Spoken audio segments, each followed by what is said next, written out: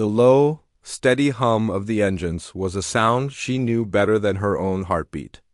It was the soundtrack to her life, a constant drone that meant she was suspended between two places, neither here nor there. Jessica leaned against the cool metal of the galley wall, letting the vibration travel up her spine. The cabin was bathed in that special, dreamlike darkness of a red-eye flight, a twilight world where time seemed to stretch and warp. Most of the passengers were asleep, their heads lolling against the small, plastic windows or onto the shoulders of strangers. A few glowing screens lit up anonymous faces, casting an eerie blue light on tired eyes. She let out a breath she didn't realize she'd been holding. It was always like this after the initial service rush. The first 2 hours of a transcontinental flight were a blur of controlled chaos. She and the other crew members had been a well-oiled machine, handing out tiny bags of pretzels, pouring lukewarm drinks, and forcing smiles that didn't quite reach their eyes. Now, a fragile calm had settled over the cabin, and the real exhaustion began to creep in. It wasn't just the physical ache in her feet and back, though that was certainly there. It was a deeper weariness, a bone-deep tiredness that came from constantly being on, from being a caretaker, a problem solver, a smiling face for hundreds of people who saw her as part of the machine. Not a person running on fumes. Her mind drifted, as it always did on these long, quiet stretches, to the life she was missing. Her best friend was getting married next month. She'd seen the dress, helped with the invitations, but she wouldn't be there for the bachelorette party this weekend. She'd be on a flight to Tokyo. A pang of guilt and sadness hit her. She pictured them all laughing, clinking glasses, and she was here in this metal tube, breathing in recycled air and the faint, lingering scent of stale coffee. The money was good, she told herself for the 100th time. It was for the down payment on a small apartment, a place that was truly hers, a place with a window that didn't look out onto a cloud-filled sky, but onto a real street with real people. That thought was her anchor, the thing she held on to when the job felt like it was swallowing her whole. A small, blinking light above a seat in row 14 caught her eye. The call button? With a silent groan, she pushed herself off the wall and pasted on her customer service smile. It was a man who wanted to know why the Wi-Fi was so slow. She patiently explained for the third time that hour. That satellite internet at 35,000 feet was not the same as at home, and offered him the complimentary snack kit as a peace offering. He accepted it with a grumble, and she moved on, the smile melting from her face the second she turned her back. It was these small moments, these tiny frictions, that wore you down more than anything else. As she made her way back toward the galley, she did her usual visual sweep of the cabin. It was a habit, a way of checking on everyone without having to interact. Her eyes flickered from seat to seat, from head to head. In 2-2, a man sat by the window, looking out into the vast black emptiness. He was just a shape, a silhouette against the tiny porthole of light. Her brain registered him and moved on. He wasn't a problem. He wasn't a request. He was just there. She paused for a moment by his row, her gaze lingering without really seeing. He was dressed in a dark, worn-looking hoodie, the kind you pull on when you just want to be comfortable and invisible. His jeans were faded, and his dark hair was a little messy, like he'd run his hands through it a few times and then given up. He wasn't sleeping like the others, but he wasn't fiddling with a phone or a tablet either. He was just looking, staring out the window at the nothingness below. In the dim light, his face was soft, unremarkable. He could have been anyone. A student heading home for a break, a businessman trying to escape his own thoughts, a writer searching for inspiration. To Jessica, he was none of those things. He was simply the guy in 2-2A. Another body filling a seat. Another anonymous face in the crowd that passed through her world every day. She felt a flicker of something. Not quite pity, but a strange sort of kinship. In that moment, they were both just suspended in the dark, lost in their own thoughts.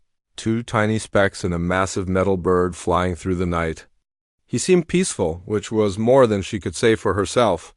He hadn't rung his call button. He hadn't complained about the temperature or asked for an extra pillow. He was a good passenger, a quiet one, and in her tired state. That was the highest compliment she could give. She made a mental note. A fleeting thought that was gone as quickly as it came. Get him a water on the next round. It was a task. An item on a long mental checklist of things to do before landing. She didn't think about who he might be, where he was going, or what story was behind his quiet gaze. She was too tired for that. She just saw a passenger who might need something. And then her mind was already moving on to the next thing, the restock count for the landing. The report she needed to file, the text she still hadn't sent to her mom. The man in the hoodie remained a background detail, a nobody in the grand, exhausting production of her workday, completely unaware of the storm her simple, tired assessment was about to create. The low hum of the engines was a constant, a droning lullaby that usually helped her tune things out, but tonight it felt like a drill pressing into her skull. Time moved differently up here, in this pressurized tube hurtling through the darkness. An hour could feel like a minute, or a minute could stretch into an eternity. Jessica felt like she'd been living in this single, drawn-out moment for days. The fragile peace of the cabin had been broken by the call for the next beverage service, and now she was back on the front lines, pushing the heavy metal cart down the narrow aisle like a beast of burden. The cart was her partner and her prison. It was loaded down with cans of soda, tiny bottles of liquor, plastic-wrapped blankets, and bags of pretzels that never seemed to end. Its wheels squeaked and rattled over the seams in the carpet, a sound that grated on her already frayed nerves. Every few feet she had to stop, wedge the cart against a seat to steady it, and perform the same little dance over and over again. "What can I get for you to drink?" A smile, a pour, a handoff. "Anything else for you?" Another smile. It was a performance, and she was a tired actress who had forgotten her lines but was still expected to go on stage. Her back was screaming. A dull, persistent ache had settled in the small of her back an hour into the flight and had now blossomed into a full-blown protest. She shifted her weight from one foot to the other, trying to find a position that didn't hurt, but there was none. She felt every one of her 6 years in this job in her joints and muscles. She thought about the apartment again, the one with the little balcony where she could grow tomato plants. It was a silly dream, but it was hers, and it was the fuel that got her through nights like this. "Excuse me, miss," a voice said, sharp and demanding. Jessica stopped the cart and looked up. A man in a business suit, his tie loosened but his demeanor still crisp, was pointing a finger at the coffee pot. "Is that decaf? Or is it the regular stuff?" "I need decaf." "The regular stuff gives me palpitations." Jessica's smile tightened. "It's decaf, sir. We only brew decaf on the red eyes. Are you sure?" He leaned forward, peering at the pot as if it held the secrets to the universe. "Because it looks darker than the decaf I usually get." "Are you absolutely positive?" "I'm positive," she said, her voice losing a little of its warmth. "Would you like a cup?" "Well, I don't know," he said, tapping his chin. "If it's regular, I'll be up all night. I have a very important meeting in the morning." Jessica felt a wave of frustration wash over her. It was just coffee. It was a tiny, styrofoam cup of brown liquid on a plane in the middle of the night. It wasn't going to make or break his career. She took a slow, deep breath, the way they taught her in training. Imagine the passenger as your grandfather. Imagine he's having a bad day. It was hard to imagine this man, with his expensive watch and his critical eye, as anyone's grandpa. "Sir, I can assure you it is decaf. We have a very specific procedure for these flights to ensure passengers aren't served caffeine this late." He seemed to consider this for a long moment, a frown creasing his forehead. Finally, he sighed. "Fine, a small cup, black, and don't spill it." She carefully poured the coffee, her hand steady despite the tremor of anger she felt inside. She handed it to him with a smile that felt like it was cracking her face. "Here you go, sir. Enjoy your meeting." He didn't even say thank you. He just took the cup and turned back to his laptop, dismissing her completely. Jessica gave the cart a firm shove, the squeak of the wheels sounding like a tiny scream of protest. She could feel the bad mood clinging to her like a wet blanket. It was moments like that that made her feel invisible, like a vending machine with a face. The exhaustion wasn't just physical anymore. It was emotional. It was the weight of 1,000 tiny slights, 1,000 moments of being treated like an object instead of a person. She pushed on, her movements becoming more mechanical, her smile more forced. She served a young woman who couldn't decide between a diet soda and water, a process that took a full 2 minutes. She gave a sleeping man a gentle tap on the shoulder, only for him to wake up startled and angry. Each interaction chipped away at her patience, leaving her with a raw, jagged edge. She was running on empty, and her customer service mask was slipping. And then she was at row 22. She saw the man in the hoodie, the one she'd noticed earlier. He was still looking out the window, but now he turned his head as the cart squeaked to a halt beside his row. In the dim light, his face looked even softer than before, his eyes dark and shadowed.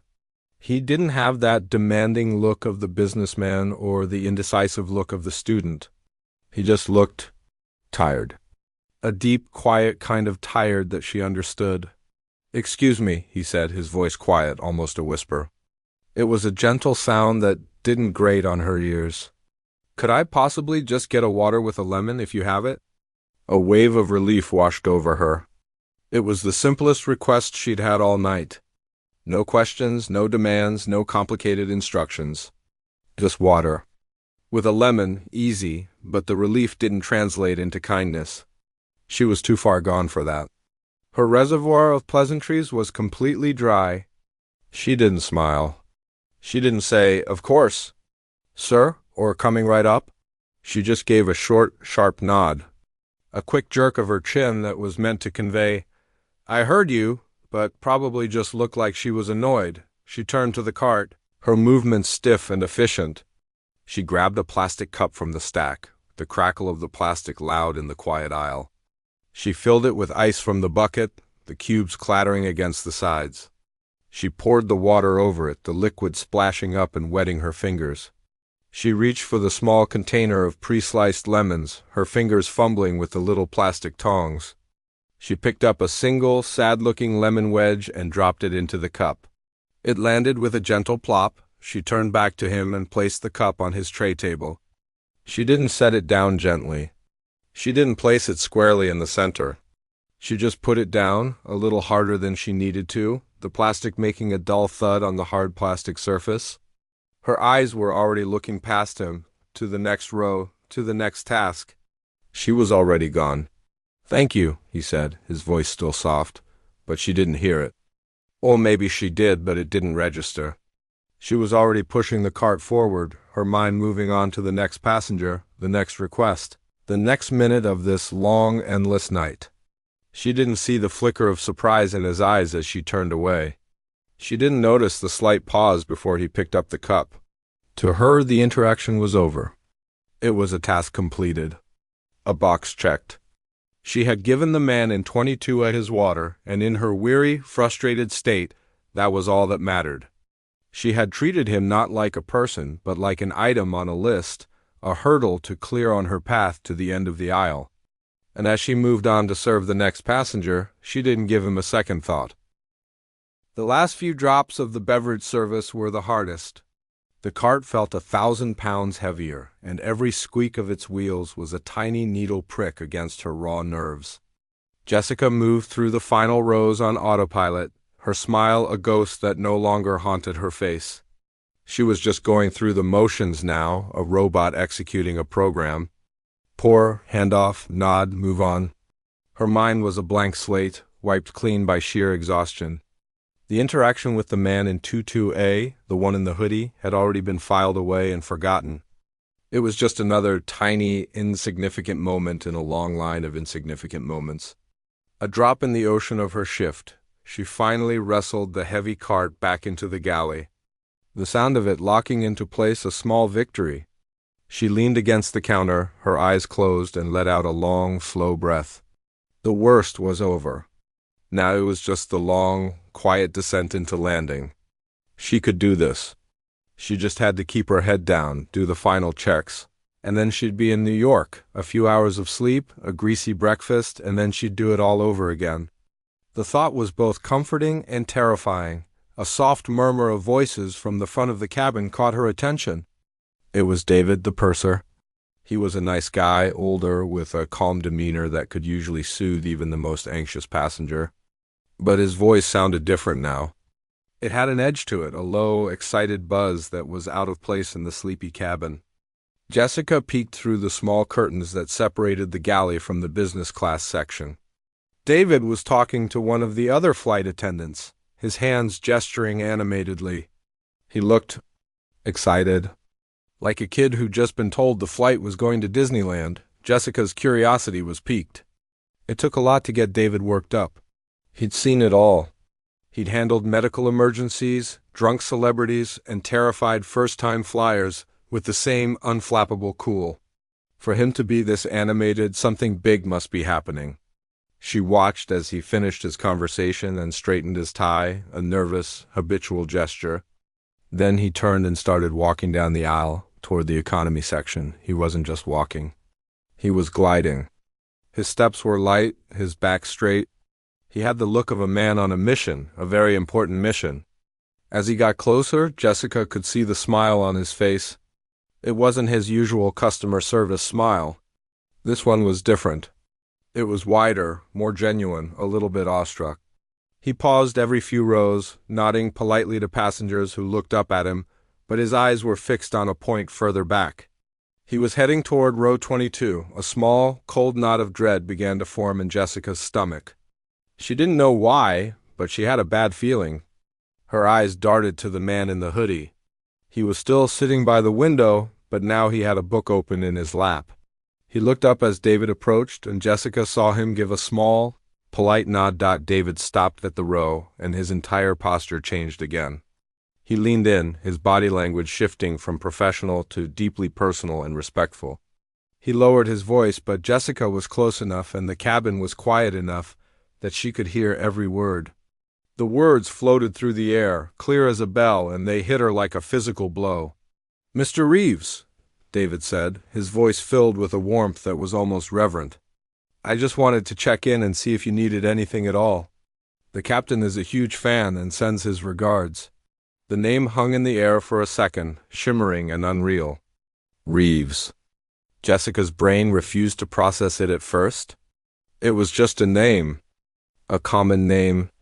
But the way David said it, the look on his face, the quiet nod from the man in the hoodie, it all clicked into place with the force of a car crash. Her eyes flew to the man's face, really looking at him for the first time.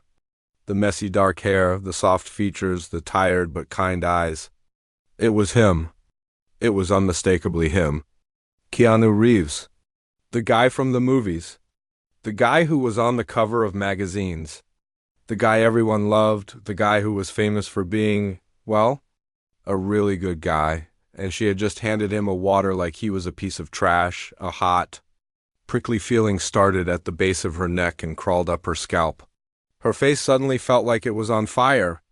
The blood drained from her head, leaving her feeling dizzy and lightheaded. She had to grab the edge of the galley counter to steady herself. The metal was cold and unyielding beneath her trembling fingers. Her mind started racing, replaying the scene on a horrible, endless loop.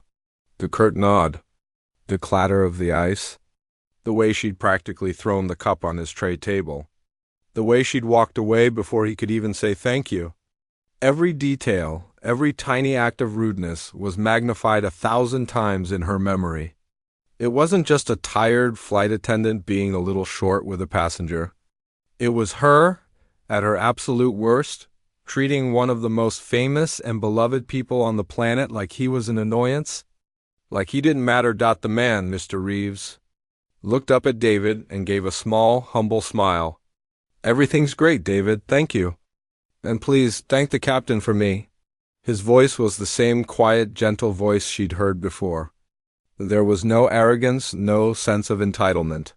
He was just a guy being polite, but Jessica didn't hear humility. All she could hear was the sound of her own career crashing and burning. What if he complained? What if he told the captain what a rude flight attendant he had? What if he posted something on social media? Treated like dirt by a tired woman on a flight. The headline wrote itself in her mind. She could see it now, a viral story that would get her fired, blacklisted from every airline. Her dream of the little apartment with the tomato plants would evaporate into a cloud of shame, and unemployment, panic, pure and undiluted, seized her. Her heart was hammering against her ribs so hard she was sure everyone on the plane could hear it. Her hands were sweating and her mouth was dry. She couldn't stay here. She couldn't let him see her. She ducked back into the galley, her movements clumsy and frantic. She felt like a trapped animal. The small, familiar space suddenly felt like a cage. She was hyperventilating, taking short, sharp breaths that did nothing to calm the frantic buzzing in her head. She leaned against the wall, squeezing her eyes shut, trying to make the world stop spinning. She had to do something. She had to apologize, but how? What could she possibly say? "Sorry, I treated you like a nobody, Mr. Reeves. I didn't realize you were a somebody." That would make it even worse. The words caught in her throat, a tangled mess of humiliation and fear. For the rest of the flight, she was a ghost. She hid in the galley, pretending to be busy with inventory counts and cleaning surfaces that were already clean. She avoided row 22 at all costs. She felt his presence like a physical force, a quiet judgment sitting just a few feet away. Every time she heard a noise from that direction, her heart would leap into her throat. The long, slow descent into New York was the longest, most agonizing hour of her entire life. She was no longer just tired. She was consumed by a dread so profound it felt like a physical weight, crushing her from the inside out. The final hour of the flight was the longest of her life. Every minute stretched into an eternity, a slow-motion torture session playing out in her mind. The captain's voice crackled over the intercom, his calm, professional tone announcing their initial descent into New York. The words were just noise to her, a distant hum that meant nothing. All she could hear was the frantic, panicked drumming of her own heart. The change in the engine's whine, the subtle shift in the plane's angle as it began to tip toward the earth. Every physical sensation was overshadowed by the storm raging inside her. She remained hidden in the galley, a prisoner of her own making. She wiped down the counter for the 10th time, her movements jerky and mechanical. She organized the snack bags, lining them up with a precision that was completely unnecessary. Anything to keep her hands busy, anything to stop her mind from replaying the horrible scene on a loop. The curt nod, the clatter of the ice, the dull thud of the cup on his tray. Each memory was a fresh stab of humiliation. She imagined him telling the story to his friends, to a talk show host. "You won't believe how this flight attendant treated me." She could already see the headlines, the comments online. People would call her a monster, a bitter, tired woman who took out her misery on a nice guy. Her dream apartment, the tomato plants, the life she was building, it all felt like it was crumbling into dust. The fasten seatbelt sign pinged on, a small, glowing chime that felt like a death knell. It was the signal. The end was near. Soon the plane would be on the ground, the doors would open, and she would have to stand there, smiling and say goodbye to every single passenger, including him. The thought of it made her stomach clench into a tight, painful knot. She could hide in the galley until the very last second. Let one of the other crew members handle the door, but that felt cowardly. It felt like running away, and a part of her, a small but stubborn voice deep inside, knew that running away wasn't the answer. She had made a mistake, a big one, and she had to face it. That voice was terrifying, but it was also right. It wasn't about him being a famous movie star. It was about the fact that she had been unkind to another human being. She had treated a person, a quiet and polite person, with a dismissiveness that she herself hated when it was directed at her. The exhaustion, the frustration, the rude businessmen, they were all reasons, but they weren't excuses. She knew that. And she knew with a certainty that settled deep in her bones that she wouldn't be able to live with herself if she let this man walk off this plane without at least trying to make it right. Taking a deep, shaky breath, she made a decision. Her legs felt like they were made of lead as she stepped out of the galley. The short walk down the aisle to row 22 felt like a mile-long journey. Every passenger she passed was a blur. She didn't see their faces, Her entire world had narrowed to this one terrifying task. The plane was beginning to bump and sway as it descended through the clouds, the turbulence mirroring the chaos in her own soul. She reached his row and stopped. He was looking out the window, watching the sprawling carpet of city lights grow closer below. He seemed so peaceful, so unaware of the internal war she had been fighting for the past hour. She hesitated for a second, her courage almost failing her. Then she knelt down beside his seat, making herself small, her voice barely a whisper. "Mr. Reeves?" she said, her voice trembling slightly. He turned from the window, his dark eyes meeting hers. There was no annoyance there, no anger, just a calm, quiet curiosity. She swallowed hard, her throat dry. "I'm so incredibly sorry for how I treated you earlier," she rushed out, the words tumbling over each other. "I was tired and not myself, and there is no excuse for my rudeness. I am truly, truly sorry." She kept her eyes down, focused on the worn fabric of the seat in front of her, unable to bear the thought of seeing judgment in his gaze. There was a long moment of silence. The only sounds were the hum of the engines and the distant rattle of a drink cart. She braced herself for the worst. A cold dismissal. A quiet, "It's fine," that meant it wasn't fine at all. Instead, she heard a soft sigh. When she finally dared to look up, he was looking at her with an expression she couldn't quite read. It wasn't pity. It wasn't anger. It was understanding. "You don't need to apologize," he said, his voice just as quiet and gentle as it had been before. The words were so unexpected that they didn't register at first. She just stared at him, confused. He leaned in a little closer, his voice dropping even lower, as if he were sharing a secret. "The truth is," he said, and the way he said it made her lean in too, "you don't need to apologize. The truth is, for a few hours, I wasn't Keanu Reeves. I was just a guy trying to get from one city to another like everyone else on this plane." He paused, letting that sink in. She felt a wave of confusion wash over her. What did he mean? "The truth is," he continued, his eyes holding hers, "it doesn't matter who I am. What matters is that everyone, whether you think they're a somebody or a nobody, deserves a little kindness. You were just doing a tough job. There's nothing to forgive." And just like that, the panic was gone. The heavy, crushing weight of dread that had been sitting on her chest for the last hour lifted, and she could finally breathe. The air rushed into her lungs, and she felt a dizzying sense of relief so powerful it almost made her cry. He wasn't angry. He wasn't going to complain. He wasn't even holding it against her. Instead, he was teaching her a lesson. A profound, humbling lesson about kindness and humanity. The plane touched down with a gentle bump, followed by the roar of the reverse thrust engines. The sounds marked the end of the flight, but for her, it felt like the beginning of something new. She looked at this man, this famous actor who had every right to be upset, and saw only grace and humility. He had taken her moment of failure and turned it into a moment of profound wisdom.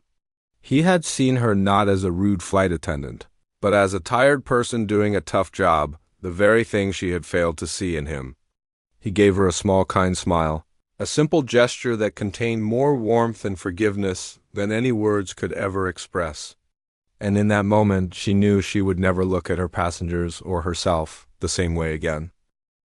The roar of the engines as the plane's wheels touched the ground was a sound she usually welcomed. It was the sound of the end, the promise of a quiet hotel room and a few hours of blessed silence. But tonight, the sound was different. It was the sound of a new beginning. The man in 22A, the man she now knew as a world-famous actor, had just taken her worst moment of the day, maybe her worst moment of the month, and had turned it into something beautiful with a few simple words. The panic that had been her constant companion for the last hour was gone, replaced by a warm, spreading feeling of relief and a profound, humbling awe. She remained kneeling by his seat for a moment longer, just letting his words sink in. "It doesn't matter who I am. Everyone deserves a little kindness." It was such a simple idea, something she had always known in her head but had forgotten in her heart. In her exhaustion, she had started sorting people into categories, the easy ones, the difficult ones, the important ones, the invisible ones. She had put him in the invisible category. and he had gently shown her that there was no such thing. The plane taxied toward the gate. The familiar jolt and sway of the movement a comfort now, not an annoyance. She slowly rose to her feet, her legs feeling a little shaky. She gave him a small, grateful nod, a silent thank you for the grace he had shown her. He just smiled that same kind, understanding smile and turned back to the window, his work done. He had no idea the impact he had just had. To him, it was probably just a small moment, a simple act of forgiveness. To her, it was everything. As the seatbelt sign pinged off and the passengers began to stir, she felt a change within herself. It was like a switch had been flipped. The weary mask she usually wore as she prepared for deplaning felt foreign. She took her position by the forward door, but this time, when she pasted on her smile, it felt different. It wasn't a mask. It was real. The first passenger to approach was the businessman, the one who had grilled her about the decaf coffee. He was stuffing his laptop into his briefcase, his face still tense and serious.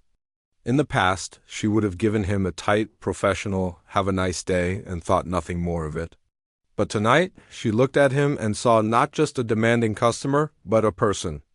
A person who was probably worried about his important meeting, a person who carried his own stresses and worries just like she did. "Thank you for flying with us," she said, her voice warm and genuine. "I hope your meeting goes really well tomorrow." He looked up, surprised. His tense expression softened for a second. He gave her a small, almost shy smile. "Oh, thank you," he said, and for the first time he sounded like a human being, not a task to be completed. He walked away, and she felt a small spark of connection, a tiny victory. And so it went.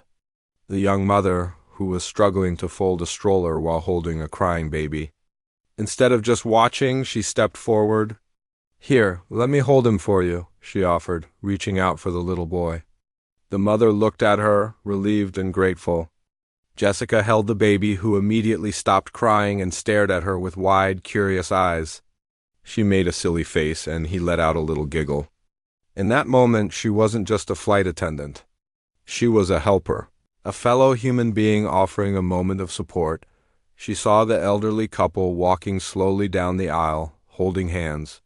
"Take your time," she said with a real smile. "The world can wait for you two." The old man squeezed his wife's hand and winked at Jessica. She saw them not as slow passengers holding up the line, but as a lifetime of love and companionship. She was seeing everyone in a new light. The loud group of students, the quiet woman reading a book, the tired-looking pilot heading home. They weren't just a crowd of anonymous faces anymore. They were a collection of stories, each one unique and important. They were all just people trying to get from one place to another, carrying their own joys and sorrows in their carry-on bags. The man in 22A had given her a new pair of glasses, and suddenly the whole world was in focus. And then, he was there. He stood up from his seat, his hoodie once again making him look like any other passenger. He had a small backpack slung over one shoulder. He moved quietly without drawing any attention to himself. As he reached the door, he looked at her. He didn't say anything. He just gave her another one of those small, knowing smiles. It was a look that said, "See? You got it." She smiled back, a real, heartfelt smile that was full of gratitude. He nodded once and then he was gone, disappearing into the crowd of the airport terminal. Just another person on his way to his next destination. After the last passenger had deplaned, and the final checks were complete, she gathered her things and walked through the now empty cabin. It felt different. The space that had felt like a cage just a few hours ago now felt like a classroom. She walked through the quiet airport terminal, the usual chaos of the place not bothering her. The announcements, the crowds, the rushing people, it all just seemed like part of a big, beautiful, messy human symphony. In her hotel room, as she looked out the window at the city lights, she thought about her dream. The little apartment with the balcony for the tomato plants. The dream was still there, but it felt different now. It wasn't just an escape from the job she disliked. It was a place where she could build a life with this new understanding she had gained. A life where she saw people, not just their labels or their demands, A life built on small moments of kindness. The kind of kindness that a quiet man in a hoodie had shown her on a long, dark flight over the country. She was still tired, her back still ached, but her heart was full. She had gone to work that day feeling like a nobody, just a small part of a big machine. And she was leaving with the profound knowledge that in the end, we are all just somebodies and we all deserve to be treated that way.